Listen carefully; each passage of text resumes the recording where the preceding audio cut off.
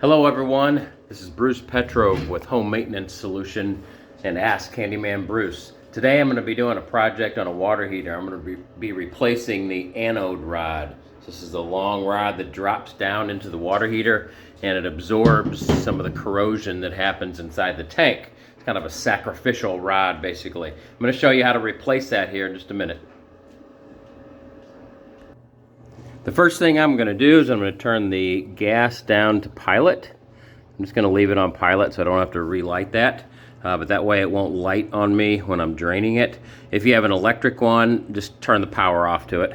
And then I'm going to drain a little bit out of the water heater. To do that, we want to open that valve down there. We want to close the supply going into the water heater. Now we want to go open a valve upstairs on the hot water side that will let air come in and let this drain out. We don't need to drain the entire water heater, but I'm just going to drain it down, maybe 3/4 or so, just so I have some air space at the top to work with. All right, so next, while that's draining, I'm going to get a socket that'll fit this. We just unscrew the old anode rod there. Now, one of the biggest problems with replacing these is that the height of the ceiling can be an issue. In my case, it is. And what I did is I just drilled a little hole up there. See that hole? That goes into a closet, so I kind of got lucky there. If you guys have a taller basement where you can put the new rod in without breaking it, they do bend a little bit, so you can bend it sometimes. But in my case, I needed some more space, so that solved my problem. But that's the biggest issue with these. You can break the old one getting it out, but getting the new one in is going to be the problem. But we solved ours there. You have to work around that yourself. Worst case scenario is you've got to shut everything off and disconnect the water heater and lay it on its side, totally drain it. So it's a little bigger project if you have to do that. But let's get a socket to fit this. So in case you have the same issue, I'm going to show you what I'm doing here. My 1-inch socket is about as big as will fit into this little escutcheon or this trim ring here. And that's not big enough for the actual head on the rod. So my next biggest socket won't go in there. So I'm just going to remove that trim ring. Okay, now we'll have a little more room to access that. All right, looks like a 27 millimeter will work for that. So let's break that loose. Now I might need to put the camera down to do that, but you'll get the idea. I'll put something on here and break this loose, then I'll show you what happens next. Oops. So we'll unscrew this now and work on pulling the old one out.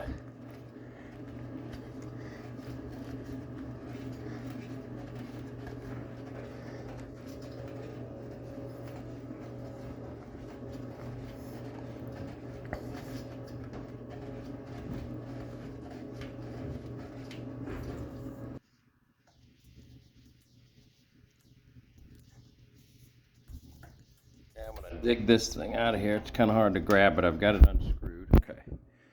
All right, so now we're going to pull this out.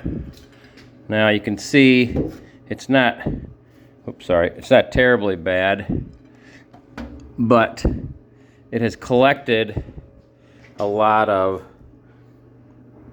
particulate along there. Now my hope was that this was contributing to an increased sulfur smell in my water, because I do have sulfur in this water. It's a well, and I was hoping that that was causing some of the smell, those extra minerals that were gathered there. It doesn't look like it's as bad as I thought, so it may not do the job, but we're going to replace it anyway. All right, so here's my new one, which is a lot longer than that original one. It has break points in it, so we could break it off too, but like I said, since I have this hole up here, let's see if I can show you what I've got. Right there, got a few splinters in my way, don't I? I'm gonna just go up like that and then drop it down in here. So, oops, okay. Maybe I can't get the whole thing in. Looks like we're hitting the bottom. So I am gonna have to break off a piece of that. So just keep that in mind, I guess. If you're fighting the height of your water heater, it may not be that important to get all 3 sections in, and you may be able to break one off and get by without doing all the work. Okay, so we'll just break off this section here. See if I can do this with one hand. I don't have a cameraman today, so actually I'm gonna set this down, but you get the point. You just kind of bend it back and forth until it breaks. Okay, so one thing I can tell you guys, if you're fighting the height issue, is that it took several bends to break this. It didn't break on the first. It probably took 5 or 6 or 8 different times to bend it back and forth. So if you're wondering whether you can just bend it and install it one section at a time, you probably can. So that might be a tip there that helps you guys more than anything. So okay, now we're going to drop this down. Sorry, I'm not even showing you, but basically we did the same thing. Dropped it on in here. I've got a little splinter here. We should get out of the way. Okay. Now we're going to retighten it, and I'm going to put the camera down again to thread that. Make sure it threads, doesn't cross thread. I'll tighten it with the socket. Then we'll refill the tank. Now we're going to start absorbing those minerals in this new sacrificial anode rod, which I hope will help. If nothing else, it'll help preserve the life of the water heater. But my purpose was to try to get rid of some of the extreme sulfur smell that was coming from our hot water and not our cold water. So we'll see what that does. I'll let you know. Okay, we've got that tight. Stick this back in. Finish that edge off. Now let's open the supply. Start to refill. And the same faucet that's open upstairs to let water in before, or sorry, let air in before, is going to push up now. The pressure is going to push up, and it's going to let air out upstairs. So once the air is removed from the tank and this fills up with water, it'll start shooting water out there. Then we know the tank's full. One thing that I will tell you is it's a good idea to remove the aerator out of that faucet. So when we do this, we're likely going to send debris up through the faucet, and it'll tend to clog up that faucet above. There you go. I'll switch the camera here now. But it's always a good idea whenever you're dumping a water heater or filling a water heater and dumping water through a faucet like that to remove the aerator on the faucet. So I did that. Once we get done with all the air coming out and the water starts coming out, we'll be in good shape. So I'll let you know.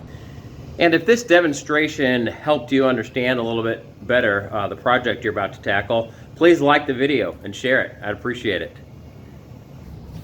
All right, I got everything closed back up here, and the gas valve is back on. Nothing's dripping out of the drain, so I think we're in good shape here. Let's check our water. Okay, here's my hot water. Now, one thing that's going to be a problem is that I didn't drain the entire water heater, so I'm still getting old water. It seems like it's less than it was before, though. So, I don't know. That's encouraging. We'll see. I'll try to give a follow-up on this at some point and let you know. But for now, that's it for this video. I hope it helped you guys. Please subscribe and let me know if you have thoughts or comments.